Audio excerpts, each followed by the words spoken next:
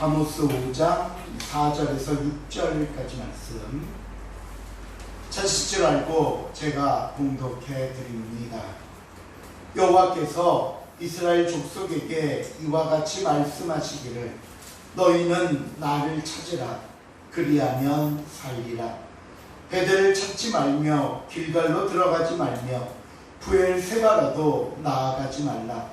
길갈은 반드시 사로잡히겠고 베델은 비참하게 될 것이니라 하셨나니 너희는 여호와를 찾으라 그리하면 살리라. 그렇지 않으면 그가 불같이 요셉의 집에 임하여 멸하지리니 베델에서 그 불들을 끌 자가 없으리라. 아멘.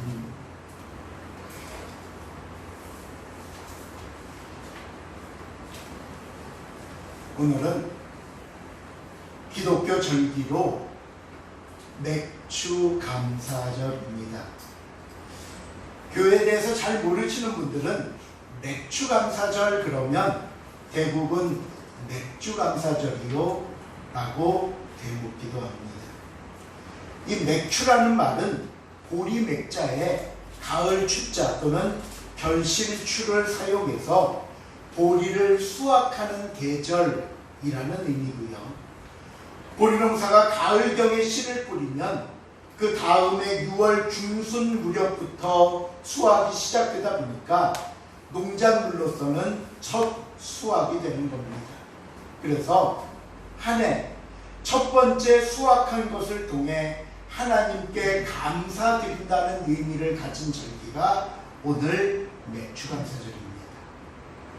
물론 우리는 지금 농경사회 중심이 아니다 보니까 어떤 한 해의 첫 번째 추수에 대한 감사의 의미는 거의 퇴색되었다 말할 수 있고요. 그 대신 우리가 맥주절을 해마다 7월 첫 번째 주일로 지키다 보니까 이날은 전반기에 대한 감사와 후반기 새로운 각오와 결단의 기회로 많이 사용하곤 합니다. 그래서 제가 지난 주일날 맥주감사 헌금에 대한 안내를 드릴 때 그냥 헌금만 하지 마시고 봉투 뒷면에 전반기 감사 그리고 후반기 기도 제목을 써주십시오 라고 부탁드렸던 이유도 바로 이 때문이었습니다. 자, 그렇다면 오늘 2022년 맥주감사절을 맞이하면서 하나님 앞에서 무엇을 기억해야 할까요? 오늘 본문은 아모스 선지자의 세 번째 설교입니다. 선지자는 설교를 시작하면서 이 말을 들으라 라며 이 말에 강조점을 두고 있습니다. 그럼 선지자가 이야기하는 이 말이란 뭐냐?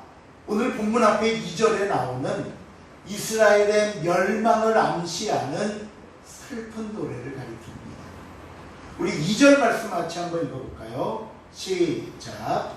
천년 이스라엘이 엎드러졌으며 다시 일어나지 못하리로다. 저희 땅에 던지우며 일으킬 자 없으리로다. 이스라엘을 가리켜 처녀라고 표현한 것은요, 아름다움을 상징하려고 하는 겁니다.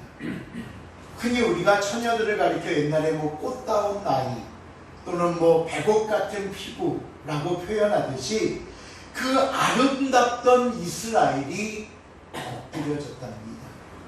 그리고는 다시 일어나지 못하고 땅에 던져졌는데 그렇게 엎드려져 있는 이스라엘을 바라보면서 누구 하나 부축하거나 일으켜 세울 사람이 없더래요. 왜냐? 이것은 하나님의 심판으로 무너진 것이기 때문입니다. 이스라엘이 하나님의 심판을 받았기 때문이라는 겁니다. 그 다음 3절입니다.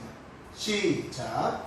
여호와께서 이와 같이 말씀하시되 이스라엘 중에서 천명이 혼에 나가던 성읍에는 100명만 남고 100명이 혼에 나가던 성읍에는 100명만 남으리라 하셨습니다. 1000명이 전쟁터에 나갔습니다. 또 다른 성읍에는 100명이 전쟁에 참여했습니다. 그러면 전쟁을 마치고 몇 명이 돌아와야 될까요?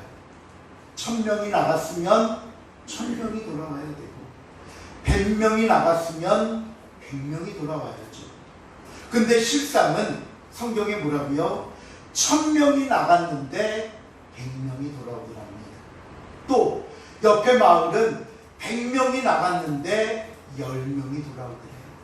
이것은 10분의 1만 돌아온다는 의미가 아니라 그만큼 많은 사람이 전쟁에 나가 죽을 것을 말씀하는 겁니다.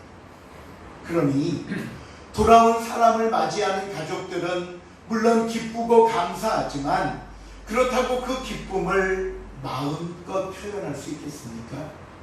내 주위에 우리 이웃에 돌아오지 못한 사람들이 수두룩한데 내 남편은 어떠고 내 아들은 돌아왔다고 좋아할 수 있겠냐고요.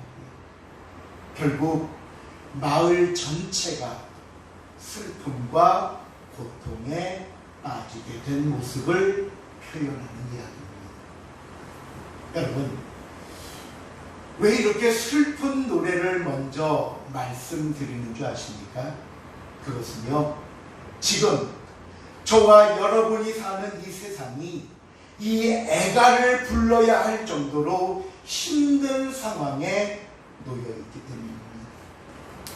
벌써 3년째 들어서고 있는 코로나19, 많이 좋아졌다고는 하지만 아직도 우리 주변에서 떠나지 않고 있습니다. 그러니 이렇게 기간이 오래되다 보니까요, 다방면의 침체가 사회 속에서 드러납니다. 긴 코로나19로 인해 사람들이 사회 적응을 못합니다. 사람들과 어울리는 법을 잊어버렸습니다. 오직하면요, 학교 수업이 정상화되고 전 교생이 등교를 하니까 학교에서 어떤 문제가 지금 폭발적으로 일어난 줄 아십니까? 학폭이 무지하게 일어납니다. 없던 학교 폭력이. 왜요? 학생들이 교실에서 다른 학생들과 어울리지 못하는 결과들을 낳고 있기 때문입니다. 대화할 줄 모르고, 양보할 줄 모르고, 배려할 줄 모르고, 어떻게 협동해야 되는지, 어떻게 사회생활을 해야 되는지를 모르니까 조금만 마음이 안 들면 다투고 무너져버리는 사회가 됐다는 겁니다. 또 경제는 어떻습니까? 우리가 자주 들어왔던 인플레이션이라는 말이 있습니다. 이 말은 물가가 올라가면서 화폐의 가치가 떨어지는 걸 가리켜 인플레이션이라고 그러고요. 반대로 디플레이션이라는 말은 화폐의 가치가 올라가고 물가가 낮아지는 걸 의미합니다. 그런데 요즘 상황은 어떤 줄 아십니까? 경기는 침체됐는데 물가는 상승합니다. 흔히 우리가 이것을 가리켜 스태그플레이션이라고 하는데, 결국 이런 현실과 상황의 모든 이야기는 우리의 삶이 엄청 힘들어졌다는 겁니다. 여기저기서 도저히 살 수 없다고 아우성치는 모습들을 우리는 너무나 쉽게 발견하곤 합니다. 이것이 저와 여러분이 보냈던 2022년 전반기의 모습이었습니다. 그렇다면 이런 시기에 우리의 후반부를 어떻게 시작해야 할까요? 그 방법과 본면이 바로 오늘 본문의 말씀입니다. 4절입니다. 4절 말씀 시작. 여호와께서 이스라엘 족속에게 이와 같이 말씀하시기를 너희는 나를 찾으라 그리하면 살리라. 너희는 나를 찾으라 그리하면 살리라. 아니, 하나님, 물가가 올랐다고요. 삶이 지쳤는데 하나님을 찾으라니요. 우리가 원하는 대답은 이게 아닙니다. 우리가 바라는 해결책은 이런 것이 아닙니다. 그렇게 생각되십니까? 지금 이 상황에서 정말 힘들어 죽겠는데 하나님을 찾는 것이 무슨 도움이 되느냐고 판단이 섰되십니까? 근데 여러분, 아닙니다. 오늘 하나님의 이 말씀이 정답이라는 사실을 잊지 마시기 바랍니다. 어려운 시기에 힘들고 지친 저와 여러분에게 주시는 하나님의 방법이자 하나님의 위로입니다. 나를 찾으라 그리하면 살리라. 이 표현을 히브리 원문에 보면 이렇게 되어 있습니다. 나를 찾으라 그리고 살아라. 하나님을 찾아와서 하나님 만나고 하나님 안에 살면 된다는 겁니다. 하나님을 찾고 만나는 사람만이 이 어려움을 극복하고 살 수 있다고 말씀합니다. 그런데요, 지금까지 저와 여러분의 삶은 어땠는 줄 아십니까? 마치 오늘 이스라엘 백성들이 살았던 삶과 같은 삶이었습니다. 5절입니다. 5절 말씀 시작. 그들을 찾지 말며 길갈로 들어가지 말며 베르세바로 나가지 말라. 길갈은 반드시 사로잡히겠고 그들은 비참하게 될 것이니라 하셨나니. 하나님을 찾으라고 그랬는데 사람들은 베델로 가고 길갈로 가고 브엘세바로 갔대요.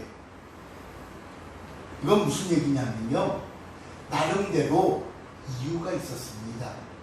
첫째, 베델은요, 처음 창세기에 보면 야곱이 하나님을 만난 곳입니다. 그러니 신성한 곳이잖아요. 그렇죠? 그러다 보니까 나중에 이스라엘이 남쪽 유다와 북쪽 이스라엘로 갈라지고 나서 북쪽 이스라엘의 왕인 여로보암 1세가 가만히 보니까 나라는 둘로 갈라졌지만 하나님께 드리는 예배가 없어진 것이 아니기 때문에 이 북쪽 이스라엘 사람들이 남쪽 유다 땅에 있는 예루살렘에 가서 예배를 드리는 거예요. 그건 뭐 옛날부터 해왔던 거니까. 근데 가만히 여로보암 1세가 생각하다가, 야, 저 남쪽 유다로 예배드리러 간다고 다니다가 남쪽 유다의 마음이 현혹돼서 이탈자가 생기면 큰일 나겠구나. 그러니 예루살렘에 못 가게 막아야겠다 하고는 어떤 조치를 취하냐면요, 남쪽에는 베델이라는 곳에, 북쪽 끝에는 단이라는 곳에 금송아지를 세웁니다. 그리고는 백성들에게 앞으로 너희는 예루살렘에 가서 예배하지 말고 베델이든 단이든 너희 집에서 가까운 곳에 가서 예배드리라고 말합니다.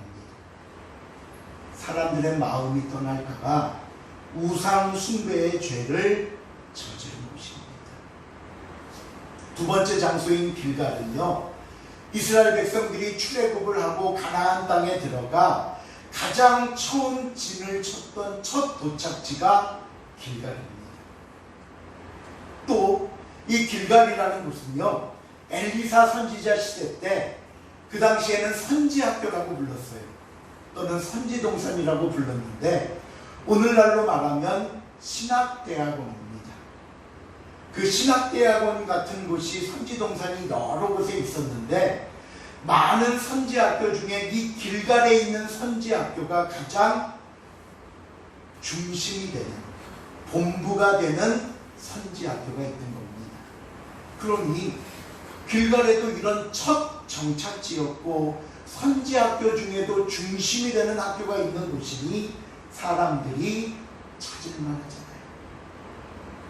세 번째, 브엘세바는 아브라함이 하나님께 제단을 쌓고 제사를 드리던 곳입니다.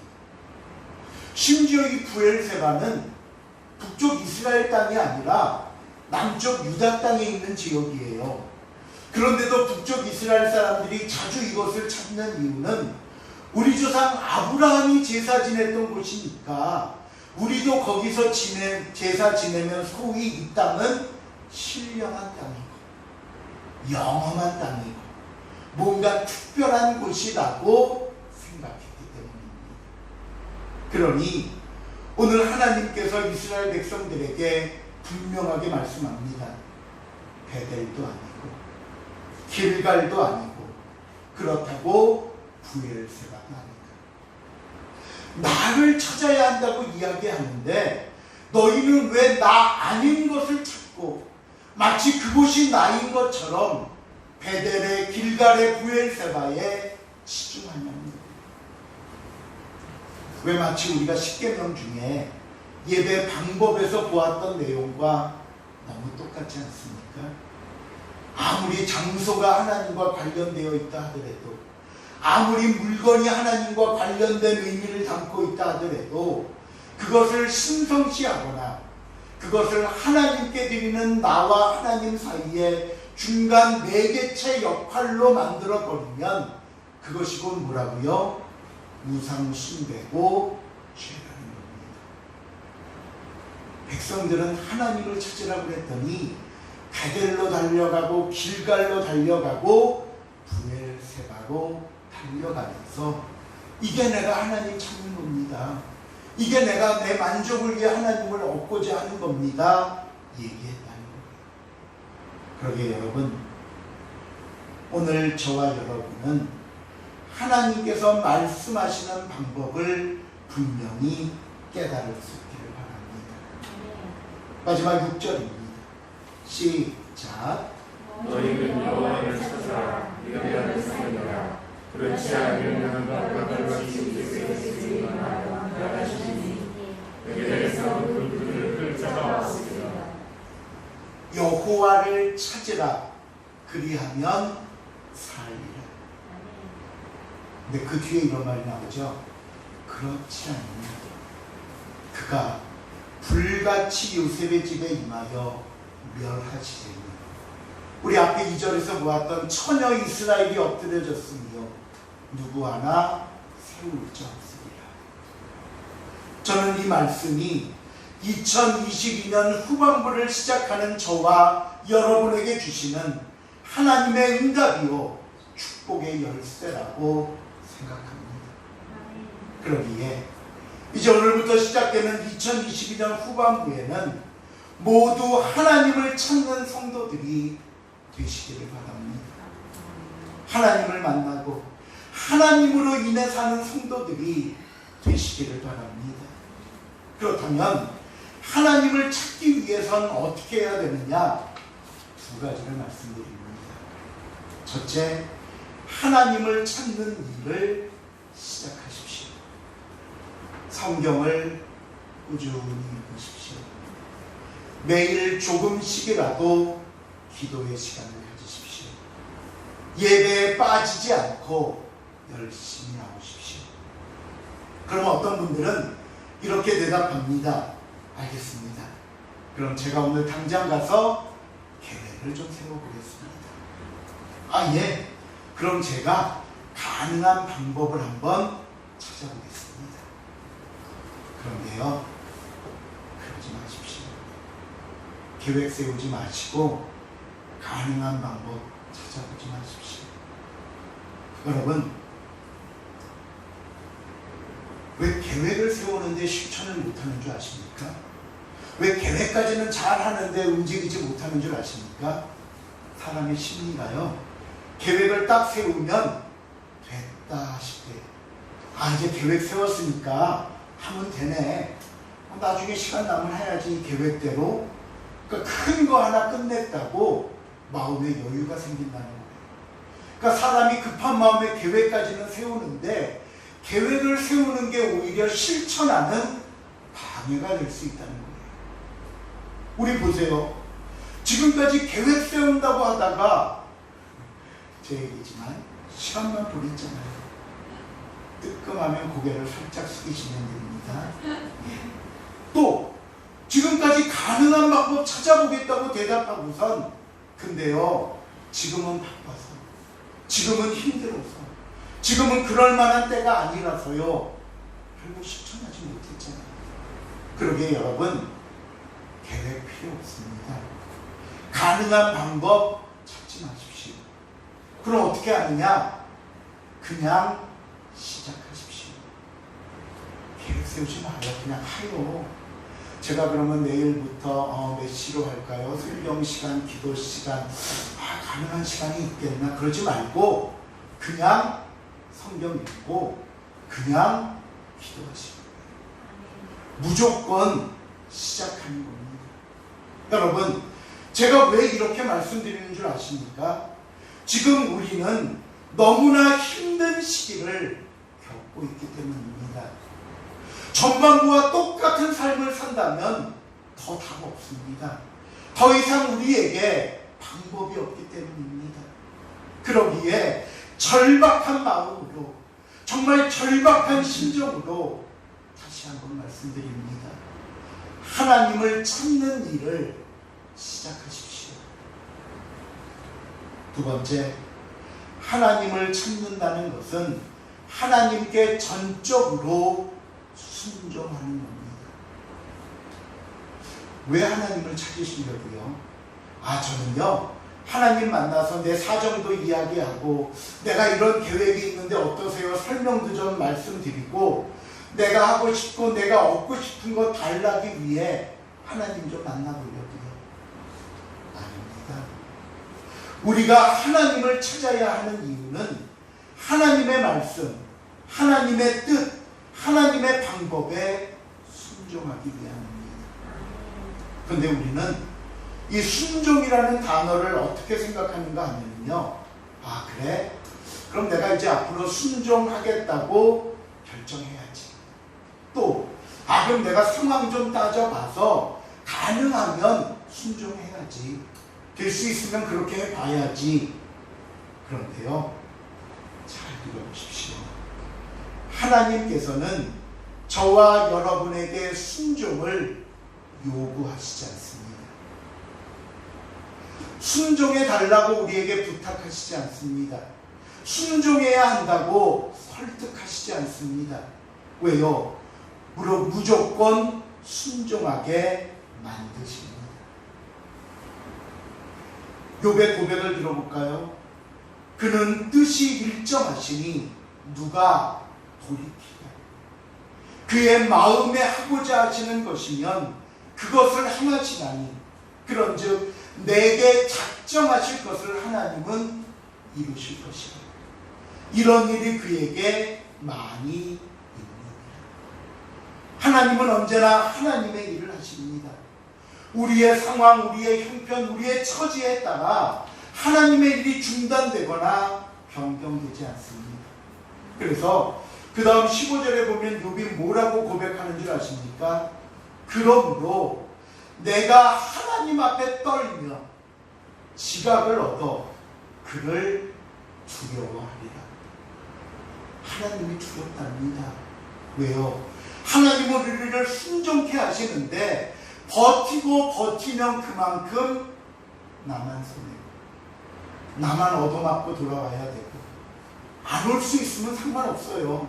어차피 와야 되는데 하나님은 순종하도록 하시는데 그만큼 우리에게 손해가 되기 때문에. 그래서 여러분, 하나님께서 무조건 순종하게 만드시는 것이 우리가 순종해야 하는 이유입니다. 말씀을 냈습니다. 2022년도 맥주 감사절을 맞이하면서 우리의 전반부를 돌아보고 이제 후반부를 출발하려고 합니다. 힘들고 어렵고 많이 지친 상황이었지만 그 가운데서도 모든 것이 하나님의 도우심이었고 은혜였고 축복이었습니다. 자, 그렇다면 이제 남은 후반부를 어떻게 보내야 한다고요? 하나님을 찾으십시오. 하나님을 만나 그 안에서 사십시오. 이것만이 저와 여러분의 살 길이고 승리하는 방법임을 다시 한번 깨닫고 이에 곧바로 시작하고 최선을 다하는 저와 여러분의 삶이 될 수 있기를 주님의 이름으로